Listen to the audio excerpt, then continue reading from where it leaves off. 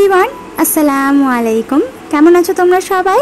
আশা করছি তোমরা সবাই খুব ভালো আছো, সুস্থ আছো। আলহামদুলিল্লাহ, আমরাও বেশ ভালো আছি।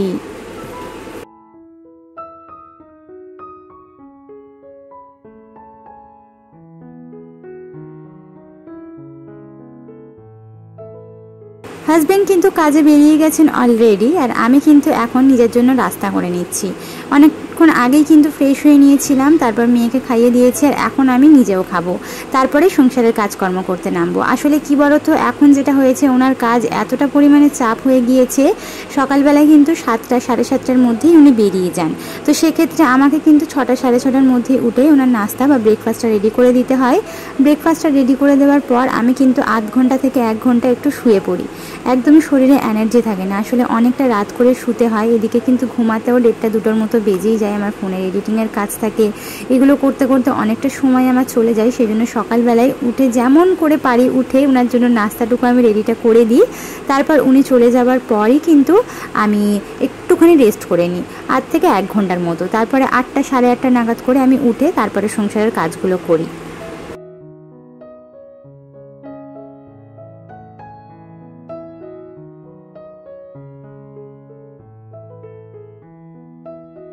তো গত যে পিনাট বাটারটা আমি নিয়েছিলাম, তোমরা অলরেডি কিন্তু শর্ট ভিডিওতে দেখেই নিয়েছো, তাই আমি আর এই লং ভিডিওতে শেয়ার করলাম না। পিনাট বাটারটা আসলে এই চকলেটি ফ্লেভারটা আজকে ফার্স্ট টাইম ট্রাই করলাম। তো ভাবলাম, ওটা তো অনেকবার খাওয়া হয়ে গিয়েছে, তবে চকলেটি ফ্লেভারটা যেহেতু একবারও খাওয়া হয়নি, ভাবলাম আজকে একটু রুটি দিয়ে ট্রাই করে দেখা যাক। সত্যি কথা বলতে ওই যে ফ্লেভারটা থেকে, প্লেন ফ্লেভারটা থেকে এই যে চকলেটি ফ্লেভারটা কিন্তু বেশি খেতে মজা। আসলে চকলেটি জিনিস তো ভালো তো লাগবেই।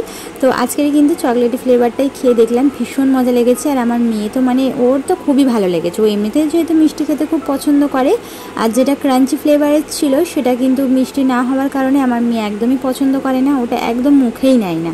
বাট এই ফ্লেভারটা দেখলাম ওর বেশ ভালো লেগেছে। আসলে চকলেটি ফ্লেভার হালকা মিষ্টি ভাব আছে, সেই জন্য।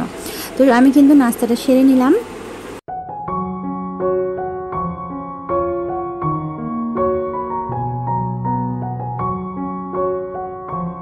এবারে অনেকের মনে এই প্রশ্নটা আসতে পারে যে সকালবেলায় কোনো কাজ না করে শুধুমাত্র নাস্তা করে হাজব্যান্ডকে কাজে পাঠিয়ে দিয়ে আবার শুয়ে পড়া, এটা কীরকম ধরনের কাজ। দেখো, আমার কিন্তু সংসারের কাজটাই হচ্ছে আমার ইউটিউবের কাজ। তোমরা এটা খুব ভালো করেই জানো। আমি আমার সংসারের যে কাজটাই করে থাকি সেটাই কিন্তু আমি আমার ইউটিউব প্ল্যাটফর্মে তুলে ধরি। আমার সংসারের কাজটাই হচ্ছে আমার ইউটিউবের ডেইলি ব্লগের কাজ। তো সেক্ষেত্রে দেখা যায় কি, ওনার জন্য যদি 6টা সাড়ে 6টার সময় আমি ঘুম থেকে উঠে নাস্তা রেডি করি, আর এই সমস্ত আশিবাসী কাজকর্মগুলো যদি সারতে হয় বা ভিডিও শ্যুট করতে হয়, তাহলে আমাকে কিন্তু 4টে 5টার সময় ঘুম থেকে উঠে পড়তে হবে। হ্যাঁ, 4টে 5টার সময় ঘুম থেকে ওঠাটা খুব ভালো বিষয়, তবে সেক্ষেত্রে কিন্তু ওদিকে তাড়াতাড়ি শুতেও হবে। 10টা সাড়ে 10টা 11টার মধ্যে যদি ঘুমিয়ে পড়তাম, তাহলে 5টার সময় ঘুম থেকে ওঠাটা কোনো ব্যাপারই নয়। কিন্তু আমার হাজব্যান্ড কাজ থেকে আসছে 11:15টার সময়, বাড়িতে এসে খাওয়া দাওয়া করে শুতেই বেজে যাচ্ছে 12:30। তারপরেই আমার ফোনের এডিটিংয়ের কাজ যেটুকু আমার থাকে সেটুকু আমি কমপ্লিট করতে বেজে যাই প্রায় 1:30 থেকে 2টো। প্রত্যেক দিন 1:30 থেকে 2টো বেজেই যায়। তো সেই অত রাত করে শোয়ার পর সকালবেলায় কিন্তু একদমই উঠতে পারি না। আর যদিও মনে করি যে না, উঠে কাজকর্ম করব, সেখানে কিন্তু আমার শরীরের ওপরে অনেকটা পরিমাণে চাপ পড়ে যাবে। এমনিতে সারাদিন মেয়েকে নিয়ে খুব পেরেশান হয়, তাই আমি যতটুকু সময় নিজেকে দিতে পারি রেস্টের জন্য, ততটুকু সময় কিন্তু আমি অবশ্যই নিজেকে দেওয়ার চেষ্টা করি। আর সত্যি কথা বলতে, আমি যদি নিজে ভালো না থাকি, তাহলে আমার এই সংসারটাকে আমি কিভাবে ভালো রাখবো বলো? আমি যদি নিজে শরীরটাই দিক থেকে বলো বা যে কোনো মানসিক দিক থেকেই বলো, আমাকে প্রথমে ভালো থাকতে হবে। আমি যদি ভালো না থাকি, তাহলে আমার এই সংসার, আমার বাচ্চা, আমার এই ইউটিউব, যেটা আমার এখন প্ল্যাটফর্ম, যেটা আমার অনেক আমার 37,000 আপাতত আমার ফ্যামিলি হয়ে গেছে, তোমরা সবাই অপেক্ষা করে থাকো আমার ভিডিওর জন্য। তো সেটা আমি কিভাবে করব? তো সব দিকটা মাথায় রেখেই কিন্তু এটা একটা আমি প্ল্যান করে নিয়েছি, আর এই প্ল্যানেই কিন্তু আমি চলবো। সত্যি কথা বলতে, এই প্ল্যানে যবে থেকে আমি এসেছি, আমার নিজেরও কিন্তু অনেকটা পরিমাণে আমি নিজের মধ্যে ডিফারেন্ট ফিল করছি, যে শরীর কিন্তু এখন আলহামদুলিল্লাহ অনেক আমার ভালো আছে আগের তুলনায়। আগে নিজের একদমই যত্ন করতাম না, নিজের প্রতি একদম খেয়াল নিতাম না, নিজের ওপর অনেক বেশি মানসিক একটা চাপ নিয়ে ফেলতাম। তো সেই চাপটা আমি আর এখন একদমই নিই না, সত্যি কথা বলতে। তাই সকালবেলায় উঠেই আমাদের যেখানটা নাস্তা করা হয় নিচে, তোমরা তো জানো আমরা ফ্লোরেই খাওয়া দাওয়া করি। তো সেই ফ্লোরে যেখানটায় খাওয়া দাওয়া করি, সেই জায়গাটা ঝাঁট দিয়ে হালকা করে একটুখানি আমি মুছে নিই, শুধু ওই জায়গাটুকু, পুরো ঘরটা না, শুধু যেখানটা খাওয়া দাওয়া হয় সেই জায়গাটা।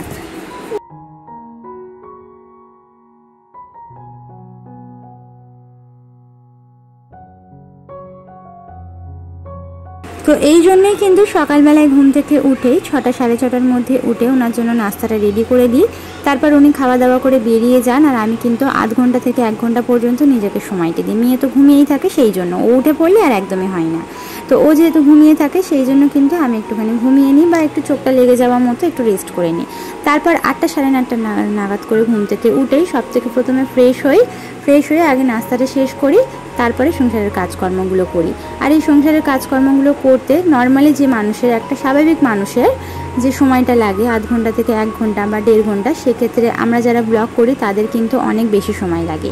কারণ একটা ক্যামেরা যখন এখান থেকে ওখান থেকে সেখানে সেটিং করতে হয়, সেখান থেকে সেই সূত্রে দেখা যায় কি অনেকটা পরিমাণে সময় আমাদের দিতে হয়। সেই জন্য আমি আগে উঠে নাস্তাটা সেরে নিই, নাহলে এই সমস্ত কাজগুলো করতে করতে 1.5-2 ঘন্টা চলে যাবে, আর নিজে কিন্তু সকালবেলা অনেকটা পরিমাণে খালি পেটে থাকা হয়ে যাবে। সেই জন্য নিজেকে সময়টা দিই, নিজের যত্নটাই এখন বেশি করে নিচ্ছি, নিজে ভালো থাকার চেষ্টা করছি যাতে সবাইকে, সংসারটাকে ভালো রাখতে পারি আর কি।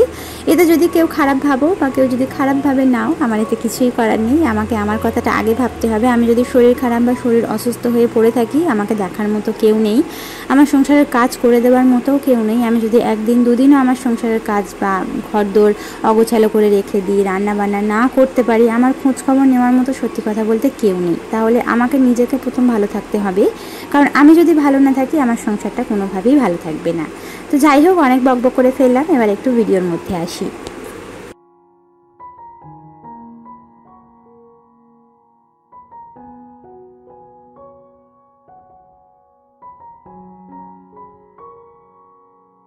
তো কোরবানির ঈদের যেহেতু আর বেশি দিন বাকি নেই, হাতে গোনা মাত্র কয়টা দিনই বাকি আছে, সেই জন্য কিন্তু অল্প অল্প করে ঘরের কাজ শুরু করে দিয়েছি।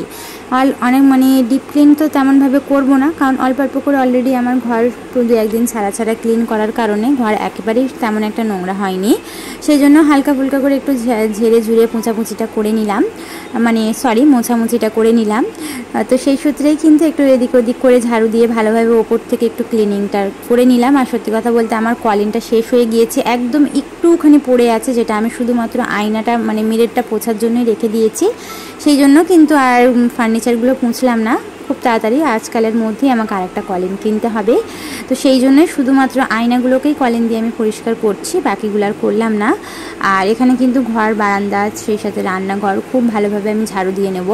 আর একটা কথা তোমাদেরকে বলি, আমার হাজব্যান্ডের গাড়িটা যেহেতু দালানেই থাকে, তোমরা অনেকেই জানো, যারা আমার ডেইলি ইউজ ব্লগ দেখো তারা তো জানো, আমার হাজব্যান্ডের গাড়িটা কিন্তু দালানেই থাকে। সেই জন্য উনি গাড়ি বের করে নিয়ে যাওয়ার পর কিন্তু দালানটা অনেক পরিমাণেই নোংরা থাকে। তাই উনি যাওয়ার আগে যদি ঘরটা ঝাড়ু দিয়ে মুছে ফেলি, তাহলে কী হবে বলো তো, উনি চলে যাওয়ার পর আবারও আমাকে করতে হবে, কারণ চাকার মধ্যে যে নোংরাটা থাকে সেটা উনি গাড়িটা বের করার পর কিন্তু একেবারেই দালানটা আবারও নোংরা হয়। তাহলে একই কাজ আমি কেন বারবার করতে যাব? সেই জন্যই আরও বিশেষ করে আমি চেষ্টা করি উনি চলে যাওয়ার পরই ঘর বারান্দাটা ঝাড়ু দিয়ে পুছতে। তবে যেইটুখানি আমাদের খাওয়া দাওয়া হয় সেখানটা অবশ্যই বাসি একদমই ওনাকে খেতে দিই না, ওই জায়গাটাই কিন্তু হালকা করে ঝাড় দিয়ে মুছে নিই, পুরো ঘরটা না হলেও ওই যেখানটা খাওয়া হয় সেই জায়গাটা। তো এখানে কিন্তু ঘর, বারান্দা, দালান খুব ভালোভাবে ঝাড়ু দিয়ে একেবারে মুছে নেব। আর কোরবানির ঈদ কিন্তু অলরেডি চলে এসেছে। আর একটা জিনিস কিন্তু আমার মাথার মধ্যে এখন খুবই ঘোরপাক খাচ্ছে, সেটা হচ্ছে ফ্রিজটা পরিষ্কার করতে হবে। কারণ কোরবানির ঈদে কিন্তু সবথেকে বেশি প্রয়োজন হচ্ছে আমাদের হচ্ছে গিয়ে ফ্রিজ। তো সেই ফ্রিজটাকেই কিন্তু খুব ভালোভাবে ডিপ ক্লিন করবো আজ বা কালের মধ্যেই, আর সেই ব্লগও তোমরা খুব তাড়াতাড়ি দেখতে পাবে। তো এখানে ঘর বারান্দা ঝাড়ু দেওয়ার আগে আমি যেটা করি, আমার যে পাপোচগুলো থাকে সেগুলো একটু রোদ্দুরে ফেলে দিই। এতে কি হয় বলো তো, পাপোচের মধ্যে থেকে এক্সট্রা যে ব্যাকটেরিয়াটা থাকে সেটা বেরিয়ে যায়। হালকা ভিজে ভাব থাকলে, বিশেষ করে বাথরুমের কলঘরের বাইরে যে পাপোচটা থাকে সেটা কিন্তু বেশ ভিজে যায়, জানো তো। সেই জন্য সেটা কিন্তু বিশেষ করে রোদ্দুরে দিয়ে দিই সকালবেলায়। এতে কি হয় বলো তো, যে পাপোচটা শুকিয়ে যায়, ফলে কিন্তু একদম মরমর করে, ভালো লাগে। সে প্রত্যেক দিনই বলতে পারো যে রোদ্দুরে দিই, আর 2 থেকে 3 দিন পর ওটা কেচে দিই। প্রতিদিন তো কাচি না, 2 থেকে 3 দিন পর কেচে দিই। আমি যখন শ্যাম্পু করি তখন আমি পাপোচগুলো সব ধুই, 2 দিন 3 দিন ছাড়া আমি যখন শ্যাম্পুটা করি তখন আমি কেচে দিই, আর প্রত্যেক দিন রোদ্দুরে দিয়ে দিই। তো এখানে কিন্তু দরজা, জানলা, তার সাথে সাথে পাখা আর বাইরের যে চ্যানেলটা, সেগুলো সব আজকের মুছে নেব। কারণ এইগুলো হচ্ছে একটা এক্সট্রা কাজ, যেটা কিন্তু অনেক গা ভারী হয়ে যায় না করলে। আজকে যেহেতু হাতটা একটু ফাঁকাই ছিল, সেই জন্য ভাবলাম যে একদম তাড়াতাড়ি করে নিই। আর আমার অনেক দিদি বোনেরা আমার চুড়িদার কাটিং এবং সেলাইয়ের ভিডিও দেখার জন্য অনেক অধীর আগ্রহে বসে আছো। সত্যি কথা বলতে আমি কিন্তু চুড়িদার কাটিং এবং তোমাদের সঙ্গে সেলাই শেয়ার করব। আমার মেশিনের ছুঁচ ভেঙে গিয়েছে, যে কারণে আমি মেশিনে বসতে পারছি না, চুড়িদার সেলাই করতে পারছি না। সেই জন্যই কিন্তু ভাবলাম যে এই দুটো দিন যেহেতু একদমই সেলাইয়ের কাজ করতে পারবো না, তাহলে এক কাজ করি, এই দুদিন কিন্তু ঘরদোর ক্লিনিংয়ের কাজটা সেরে ফেলি, তাহলে এদিকের কাজটা আমার কমপ্লিট হয়ে থাকবে আর ওদিকে কিন্তু আমি সময় পেলেই করে নেব। আমার হাজবেন্ড ছুটি না পেলে কিন্তু মেশিনের ছুঁচ লাগানো হবে না, আমি তো ওই সমস্ত পারি না, উনিই একমাত্র পারে।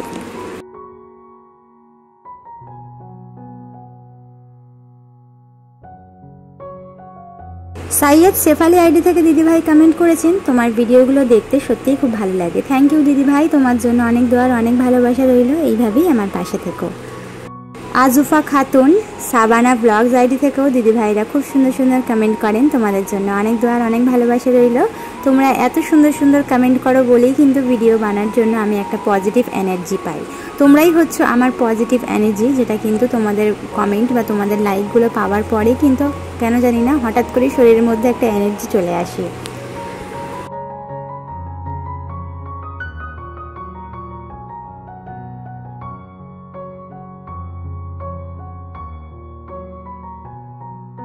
দেখতে পাচ্ছ সংসারের কাজগুলো কত হেডেক নিয়ে করতে হচ্ছে। আমার মেয়ে কিন্তু বারবার আমাকে বিরক্ত করে, ও একা একা মানে ঘরটা মুছবে, আমি ঘর মোছাটা নিয়ে ঘর মুছলেই না ওর বায়না ও একা একা মুছবে।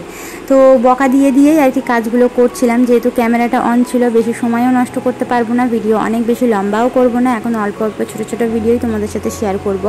খুব বেশি বড় ভিডিও দিলে তোমাদের দেখতে অনেক বেশি বোরিং লাগবে, সেই জন্য। আর জেসমিন খাতুন দিদিভাই বলেছো তুমি কেনা বোতল ব্যবহার করবে। হ্যাঁ গো দিদিভাই, আমিও ভেবে রেখে দিয়েছি কিছুদিন থেকে যে কেনা বোতল এক সেট কিনবো, তো খুব তাড়াতাড়ি কিনবো আর সেটা তোমাদের সাথে শেয়ারও করব। তো ব্যাস আজকেরই কিন্তু এই ঘরদোর পরিষ্কার এবং ক্লিনিং দিয়েই ভিডিওটা শুরু করেছি আর সেটা দিয়েই ভিডিওটা শেষ করছি। আশা করছি পরবর্তী ভিডিও পর্যন্ত তোমরা সবাই সুস্থ থাকবে, ভালো থাকবে। আল্লাহ হাফিজ, আসসালামু আলাইকুম।